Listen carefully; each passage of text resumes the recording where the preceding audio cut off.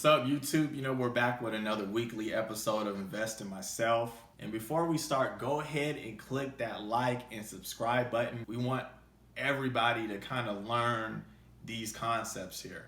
So I had somebody ask me, how are you going to pay off all of your debt if you keep on getting more and more rental properties and getting more and more mortgages? So first, I want to talk to you guys about how to get out of a borrower's mindset. So a borrower's mindset is basically what the banks are pretty much teaching us what to do.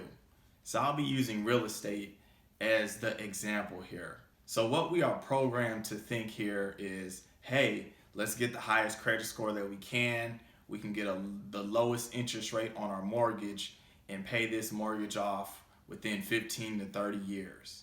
And then we can keep this property and we can give this to the next generation, and we have built wealth. So we have the advisors, creditors, anybody in that kind of banking institution, either directly or indirectly telling us that, hey, this is the method to build wealth. Now we need to think about this here from a lender's mindset. So let's say that I'm Wells Fargo or a mortgage company and I have a lot of money to lend out. So how can I lend out my money and trust that somebody is going to pay me back within that 15 to 30 years? What I would do as a lender is create a system that shows me who is worthy of getting a lump sum of my money and that they have proven to me that they will pay me back no matter what because they're loyal. What that system would be is the credit system, the FICO system, your credit score. So me as a lender, I'm looking and saying, hey, teach these people that the higher your credit score is, the more money that you can borrow from me. And I'm knowing that, hey, I'm going to get a return on my investment because these people have 800 credit scores or 700 credit scores. So as the lender, since I am making the rules, I'm going to teach people how to be borrowers.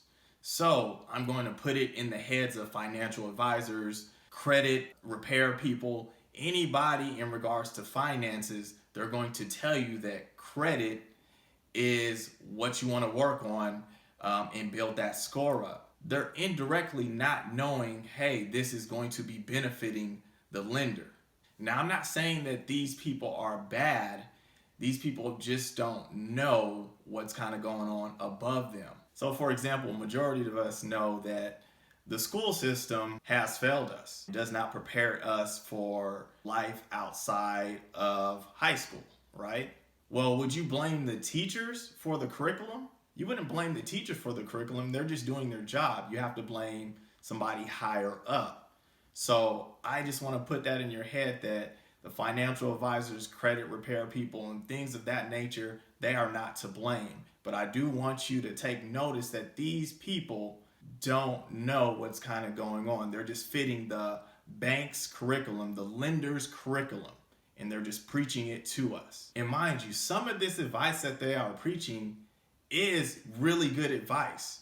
Just like in the school system, some of the stuff that the teachers are giving you, it's good. So it's not just all bad, but I do want to shed light to it. So just like in any situation, you're going to take what you need, pretty much leave what you don't, right? So with that being said, I want to go back to the original question on how will I be paying all of these rental properties if I'm getting 2 or 3 per year. So if you saw from my previous videos, when I'm getting rental properties, I'm basically buying for cash flow.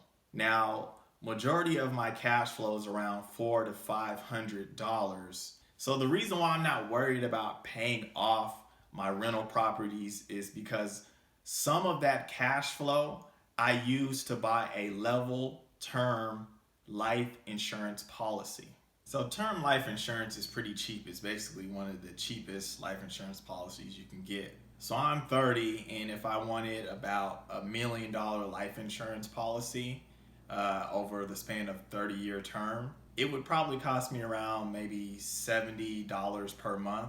And just know with a level term life insurance policy, your monthly payments will be consistent from year 1 all the way up to year 30, so it will never fluctuate. Now, I know that may seem like a lot, but let me give you an example to break it down to you even further. So let's say that I buy a rental property and I'm getting about $500 cash flow. What I would do is to get a level term life insurance policy. What my life insurance policy for me specifically, I would get $1 million 30-year term life insurance policy. So that means within the 30 years, if I die, then the insurance company would give my family $1 million.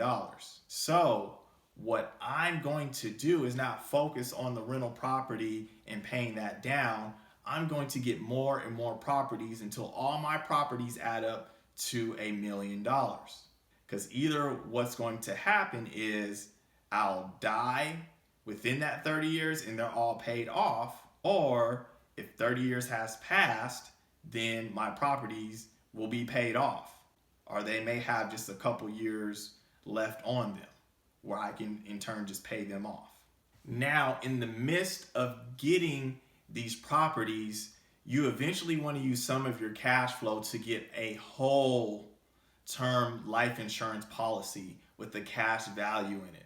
Now, I'm not going to get deep into that strategy, but if you look up infinite banking, it will show you the strategy of what I'm talking about in regards to putting cash into your whole life insurance policy and borrowing from that policy. It will make you become the lender, the bank for your own self, and you don't have to borrow money from lenders. Now we're going to bring it back to layman's terms again. So we're going to kind of go back to that example in regards to me here. So let's say I have that $1 million 30-year level term life insurance policy. And we're just going to make the playing field even just for the most simplest understanding. So we'll go to the average person's mindset, the borrower mindset. I would get a property, let's say it's $100,000 property, right?